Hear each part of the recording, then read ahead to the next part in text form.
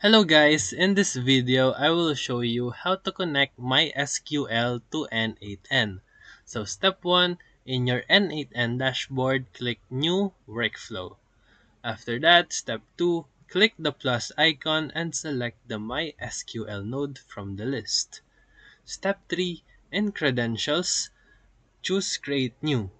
Step 4, enter your MySQL host, port, database name, username, and password.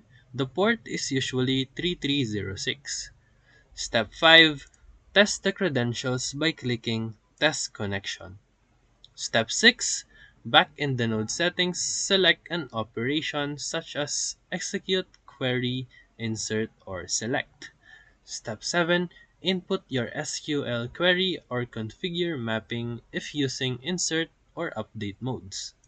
Step 8. Click Execute Node to run the query and view the output. Step 9. Use this MySQL node in combination with others to build your data automation workflows. Step 10. If you host MySQL separately, ensure firewall and IP permissions allow N8N to connect.